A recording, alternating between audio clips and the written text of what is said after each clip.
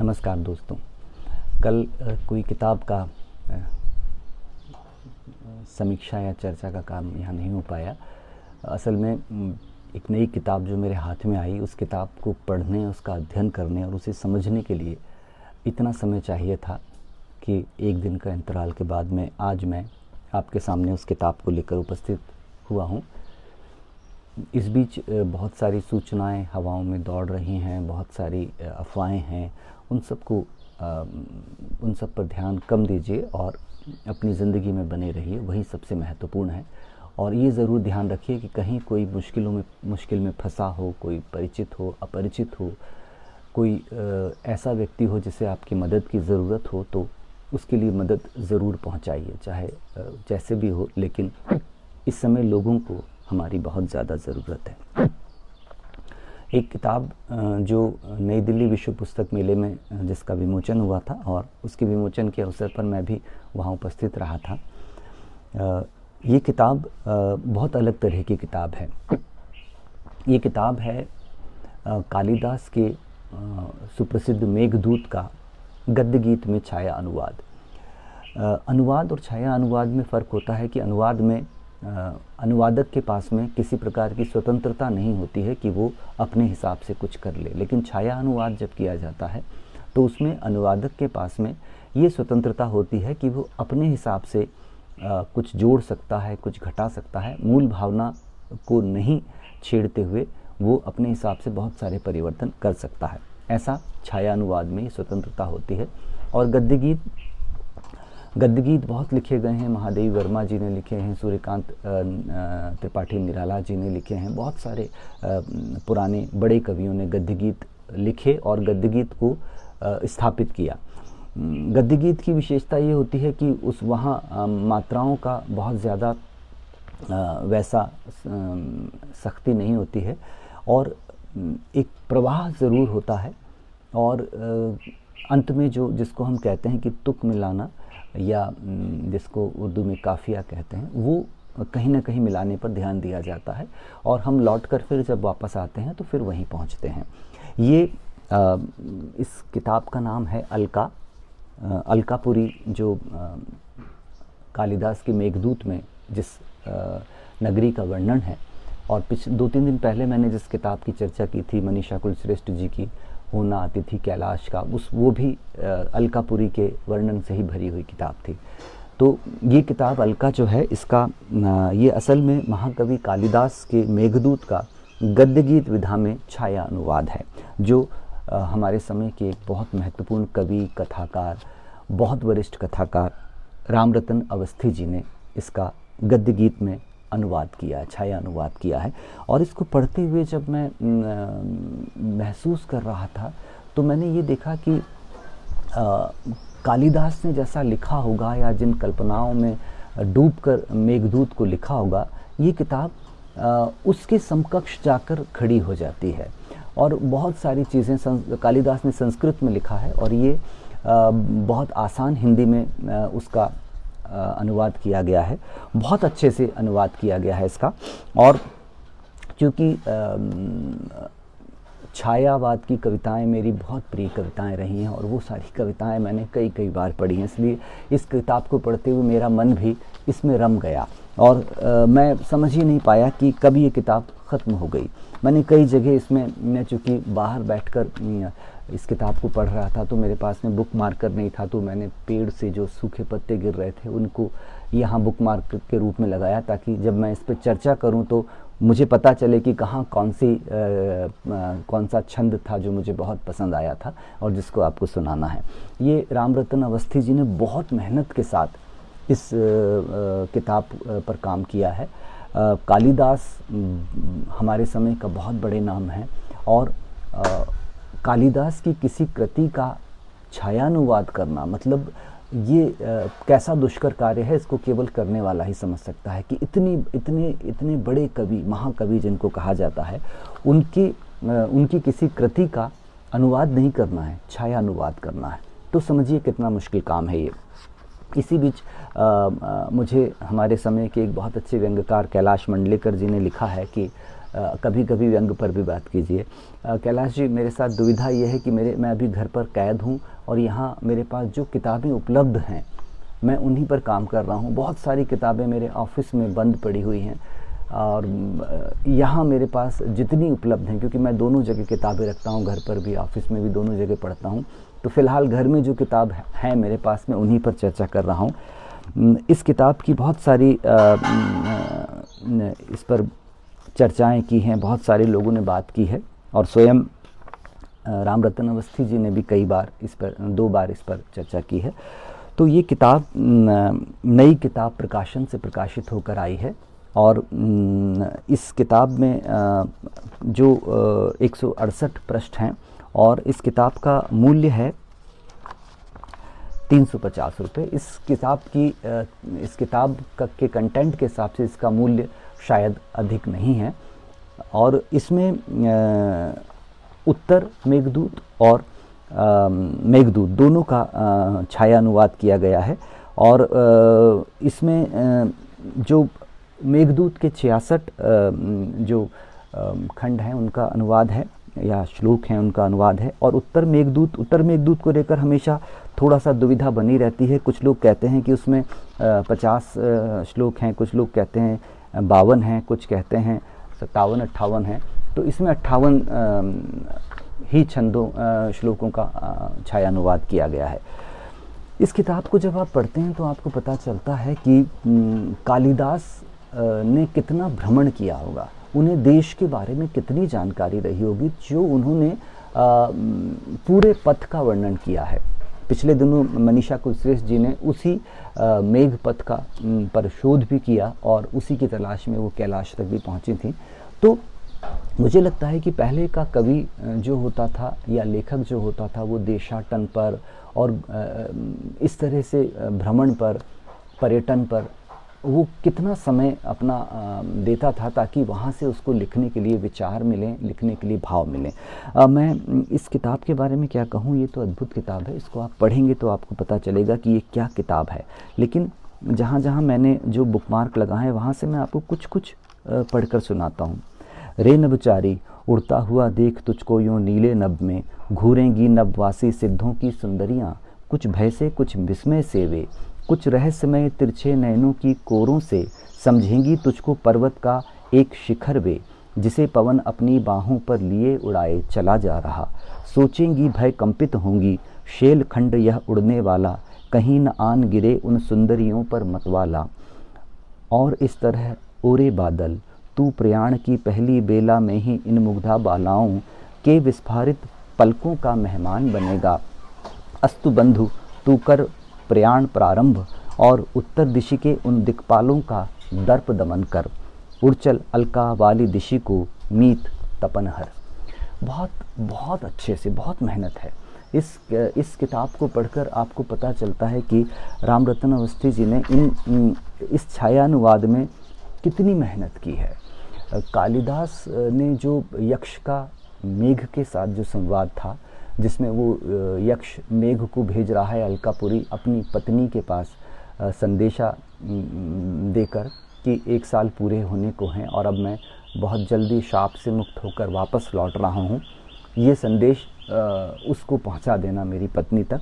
और उस पूरी प्रक्रिया को कालिदास ने जिस तरह से जिन भावों के साथ लिखा था, यहाँ रामरतन अवस्थी जी ने उन सारे भावों को जैसे हिंदी में छायानुवाद करके और नए स्वर दे दिए हैं।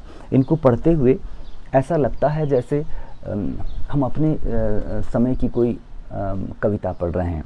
ओ गगनचारी तुम स्वजल का अर्ध देना पूत पावन नर्मदा को, और उसके स्वच्छ जल से आचमन कर राह खेना, कि यह है नर्मदा का तीर, यह है वन्य गजमद से सुवासित और जामुन के सघन तरु, दे रहे हैं छाह शीतल गोद जैसी, नर्मदा का ये सुगंधित ओ सुपच जल, पान करना मेघ मेरे, तृप्ति होगी बल मिलेगा, पवन फिर तुझसे न कोई छल करेगा, क्योंकि जिनके बाजुओं में शक्ति, जिनके शौर्य में अनुरक्ति, जीवन हर रूप में उनको मिलेगा, किंतु जो हैं रिक्त दुर्बल और जो परित्यक्त, जीवन हर द्वार पर उनको छलेगा।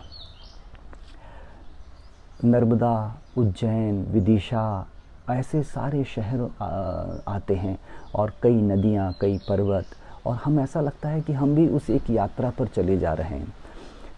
मेघदूत का हिंदी में गद्य में अनुवाद पढ़ना वो एक अलग बात है, लेकिन उसका पद्य रूप में अनुवाद करना, गद्य गीत रूप में उसका अनुवाद पढ़ना, वो एक अलग तरह का अनुभव है, क्योंकि कविता में अपने आप में एक प्रवाह होता है और यात्रा में सबसे ज़्यादा आवश्यकता प्रवाह की होती है। जब आप प्रवाह पर सवार होते हैं तभी आप यात्रा कर पाते हैं।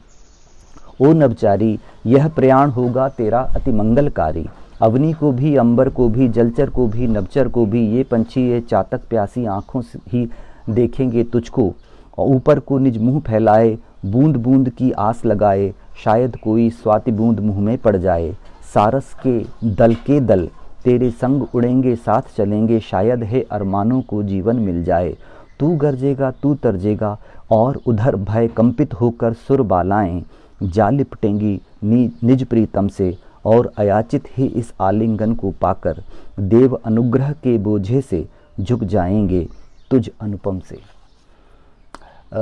इसको गद्य गीत कहा जा रहा है, लेकिन इसमें कविता का पूरा प्रवाह है। इसको पढ़ते समय ऐसा नहीं लगता कि आप गद्य गीत पढ़ रहे हैं। कहीं ना कहीं छोटा छोटा सा पढ़ने में अटकता है, लेकिन उसके बावजूद भी आप इसको बहुत अच्छे से पढ़ जाते हैं।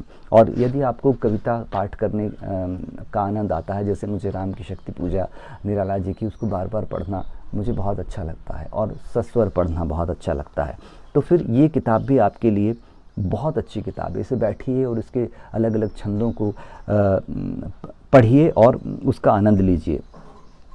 जान रहा हूँ मान रहा हूँ ओ मतवारे ओ घनकारे, तेरा मधुमय गर्जन सुनकर तब स्वागत में नाच उठेंगे वन्य प्रांत के वे मयूरगण, जो तेरी वाणी पर झूम झूम जाते हैं, मतवाले बन बेसुध हो कर गाते हैं। जान रहा हूँ मान रहा हूँ तेरे पद शायद रुक जाएं, स्वागत अवसर छोड़ न पाएं, पर घनकारे ओ मतवारे मेरी सुधि तब भूल न जाना, अधिक नहीं पथ में रुक जाना, ताकि संदेशा पहुँचाने में मेरे साथी देर न आए, और पहुँचने से पहले ही मेरी प्रेयसी प्राण गंवाए।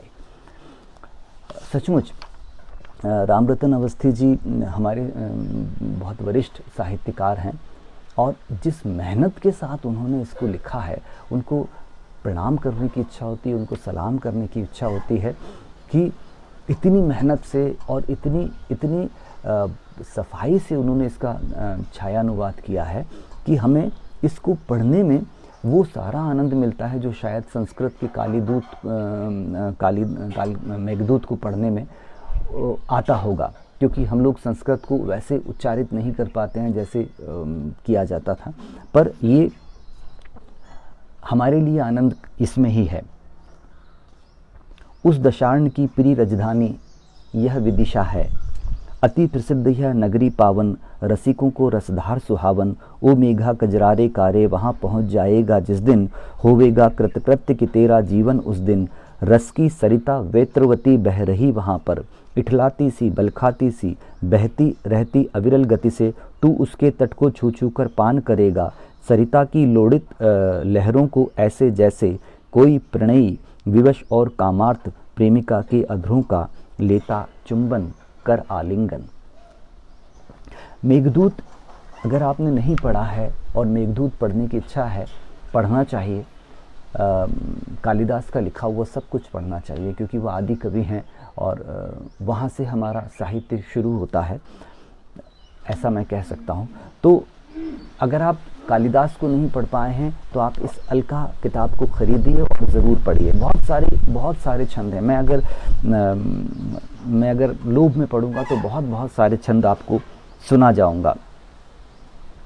ओ जलदाता जान रहा हूँ तेरी मंजिल उत्तर दिशा में, और अवस्थित कुछ पश्चिम में उज्जैनी सी पावन नगरी, पर पथ की पहचान किए बिन उज्जैनी की छाँ छुए बिन सीधे मार्ग नहीं बढ़ जाना, मत्त यौवना है सुंदरियाँ उस नगरी की, चंचल चितवन चंचल गीले अंचल, इस चितवन की मार सहे बिन और हृदय वेदी कटाक्ष का वार सहे बिन, उचित नहीं आगे बढ़ जाना यात्रा के रथ पर चढ़ जाना।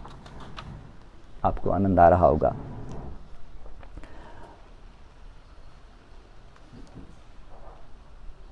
ओ घनकारे तेरे बिन निर्विंध्या सरिता मात्र एक संकीर्ण धार बनकर बहती है। ऐसे जैसे कोई बाला पति वियोग में सूख सूख कर भीषण विरह व्यथा सहती है। उसके तटवर्ती वृक्षों के सूखे सूखे पीले पत्ते सरिता के जल में छितराकर उसके दुख की विरह कथा व्यथा की कहते होंगे राम कहानी। ओरे बादल विरहानल से दग्ध हुई सरिता के ऊपर जल बरसाना ताप मिटाना और उनके मुरझाए से सौभाग्य दीप को देकर जल का दान पुनः सौभाग्य जगाना। जिन जिन जो जो छंद मैं आपको सुना रहा हूँ उन छंदों को इतनी कुशलता के साथ अंत किया है रामरतन अवस्थी जी ने कि हमें उसे पढ़ते हुए आनंद आ जाता है और इतनी सुंदरता से उसमें आप बह जाते हैं कि आपको लगता ही नहीं कि ये कोई छायानुवाद पढ़ रहे हैं। उज्जैनी से कुछ आगे गंभीरा सरिता निर्मल जल रूपी उसके निश्चल अंतर में तेरी छाया अंकित होगी, ऐसे जैसे किसी पुरुष की प्यारी छवि बस जाती है छल छद्म रहित स्त्री के मन में। वह अनुरक्ता तुझे निहारेगी अपलखों चंचल मत्स्यों के नैनों में तीव्र कटाक्षों वाली, जैसे उस नारी को अनुरक्ता को कभी निराश न करना बादल, झिरझिर बूंद बरसना बादल। मैं जो कह रहा हूँ कि मैं चाहूँ तो इसको पूरे जो लगभग 100 छंद हैं वो पूरे ही आपको पढ़कर सुना सकता हूँ, क्योंकि मुझे कोई भी छंद ऐसा नहीं है कि जो छोड़ने लायक हो। ओ घनकारे जब तू झुककर पान करेगा माँ सुरसरी के पावन जल का, यह प्रतीत होगा सुरपति का भीम का ऐरावत हाथी। उतरा है सरिता में गंगा जल पीने को, शाम वर्ण प्रतिबिंब पड़ेगा जिस क्षण तेरा गंगा जल पर, भासित होगा ऐसा जैसे बिन प्रयाग संगम के ही मिलने आई हो, गंगा से मिलकर कालिंदी मुस्काई हो। बहुत सारे छंद हैं, मैं बहुत सारे सुना सकता हूँ, लेकिन रामरतन अवस्थी जी द्वारा किए गए इस छायानुवाद अलका को आप पढ़िए, ज़रूर पढ़िए। वैसे उनका एक कहानी संग्रह प्रेम गली अति सांकरी इससे पहले प्रकाशित होकर आ चुका है। एक निबंध संग्रह बूंद बूंद पानी भी प्रकाशित हो चुका है, और नाटक लिखा है उन्होंने, युग सृष्टा कौटिल्य, कृपाल कथा, गद्य गीत स्वांतः सुखाए, काव्य संग्रह पक्षी पंखविहीन और चढ़े न दूजो रंग। लेकिन ये किताब बहुत अद्भुत है। मेघदूत, महाकवि कालिदास कृत मेघदूत का गद्य गीत विधा में छायानुवाद अलका जो रामरतन अवस्थी जी ने किया है। इस किताब को ढूंढिए, इस किताब को पढ़िए और इस किताब का आनंद लीजिए, क्योंकि ये आनंद की किताब है। और उन मेघदूत और उत्तर मेघदूत के उन छंदों में आपको उस समय के सारे दृश्य मिलेंगे, उस समय के सारे चित्र मिलेंगे। तो इसे पढ़िए और इसका आनंद लीजिए। और अगर आप सस्वर पढ़ने का शौक़ रखते हैं तो इसके छंदों को सस्वर पढ़कर उसका आनंद लीजिए। नमस्ते।